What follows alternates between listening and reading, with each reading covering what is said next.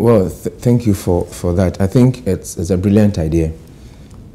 We live in this country where political parties have an opportunity to disseminate their policies and programs contained in their manifesto. They appear on political party platforms, rallies. The civil society organizations give them further boost and enhance the ability to disseminate those information. What is missing now is a system where shifts the focus on political parties if they are actually fulfilling those promises and what steps they are taking to achieve them, how far they have gone in implementing the promises they made. So this Manifesto Watch series or concept is good, and we in the PPP will welcome such a thing, and that we also call for support for it because of the very fact that it affects a gap that has been left open for a very long time, the lack of any system that checks whether political party manifesto programs and policies are being implemented as they were promised during the campaign. Well, I think first of all, it prevents a certain trend of breaking promises. In 2000, the NPP promised to cost the election of districts and municipal chief executives. And the NDC in 2008 promised a one-time premium for the NHIS. So you could see that there's a trend of campaign promises that are broken by political parties and their leaders. So it will stop that kind of trend. It's also going to make politicians accountable. They campaign on these policies and programs. And I think that if such a concept is to constantly remind them and put them on their toes and to make them accountable. And also, in a way, it will bring a lot more people around a certain set of goals and policies and programs, like the one contained in the Directive Principles of State Policy, where everybody will now come to say that these are galvanized roles or goals that we set for ourselves as a people. And I think that it will go a long way to make that happen. And it also has the possibility of causing political parties and politicians to review their programs and policies in two ways.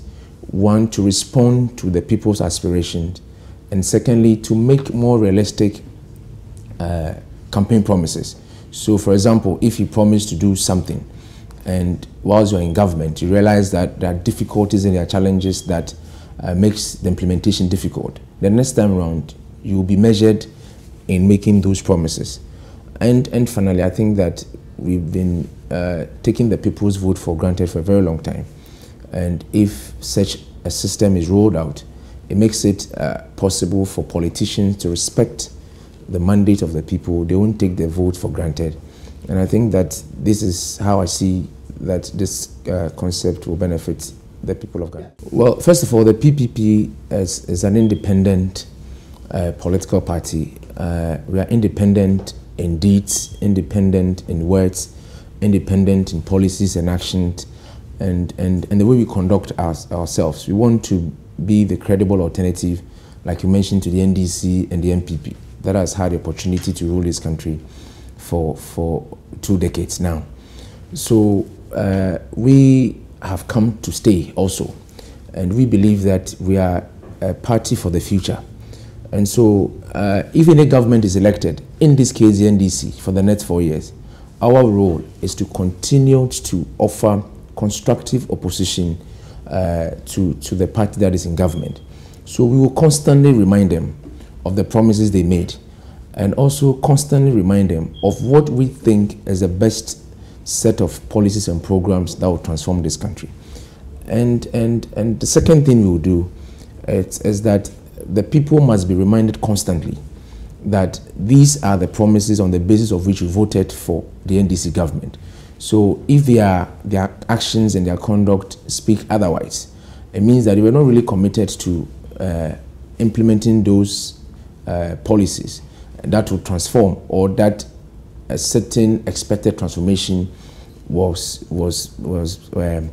considered, for which reason they won electoral mandate. So what we will do is to also advocate for a reversal of the mandate in the next election. So we constantly remind the people of Ghana, the voters also, that these were the things that they have failed to do. Therefore, don't give them the mandate again and look towards the Progressive People's Party. So that's two things. We'll put them on their toes, and we also advise the voters to look elsewhere when elections come again in 2016. We in the PPP went into the last election with a 10-point agenda that we thought that if we implemented those fundamental things, Ghana would be transformed to the expectation of everybody else. Now, we didn't have the mandate, but our commitment to making sure that this country is transformed is still there. So we still put forward those suggestions to the government that has been elected. But three areas that we want attention to be focused on is that education, because it's a fundamental human right. It's in our constitution, and the continuous violation of that constitutional provision is worrying, and for us it's unacceptable. President Mahama and the NDC said that they will implement the free compulsory aspect of our education from kindergarten to JSS by 2016. We wanted it to be extended to include SSS. So by 2016, we do not expect that by 2016, it is now that the policy will be rolled out. We want the policy to be fully implemented by that time. So between now and 2016, we should begin to see the measures that the government is putting in place towards the achievement of that constitutional goal in 2016. So we don't wait till 2016 before we start to do something. So that is one area. The second aspect is job creation. We cannot have a situation where we continuously waste the human potential of this country. People who have had the opportunity to go to polytechnics and the university are forming associations called UGAG, Unemployed Graduates Association of Ghana. It's unacceptable.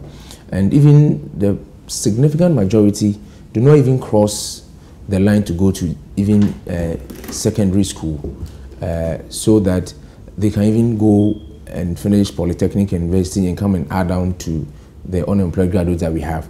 So we should be able to have a system that will clear the backlog. So introduction of free vocational education must be an area that the government will want to focus on. And how they want to do that is that, okay, we were saying that use government purchasing power, establish gold refinery here, increase, if you like, local content for our petrochemical industry. And these are fundamental things that if we are committed to creating jobs for our people, that is an area we can look at. So job creation, number two. Then we also is a party that is for reform, constitutional reforms, institutional reforms. So we are also committed to seeing through the full implementation of the Constitutional Review Commission's report. For example, it says that Parliament should be made fully independent. So we shouldn't have MPs having to serve also as ministers. So if you become MP and the government sees that you can play a certain role in a ministerial position, you vacate your seat and then join the executive. We're also looking for a situation where the people directly elect their district chief executives. Finally, also, we want, as part of our incorruptible leadership agenda, separate the Attorney General from the Minister of Justice, so that we have an independent prosecutor who will go after government officials as well as non-government officials, and indeed everybody else who is engaged in any act or form of corruption. And I can't end this without mentioning the Electoral Commission. Our democracy, manifesto implementation, every other thing else rests on the conduct of elections in this country. So the future of our democracy depends on the strengths of the Electoral Commission. So we, based on our experiences in the past election, also want to focus attention on the Electoral Commission itself. It may not fall directly in the domain of central government, but I think that any budgetary support that is needed for the full implementation of e-voting in the next election, government should be able to support it, and government must provide leadership in that area where we strengthen our electoral system. So I want government also to focus on electoral reforms and be committed to that one, because at the end of the day, that is the future of this country. And I think that anybody in the helm of affairs should be able to pay attention to those areas as well.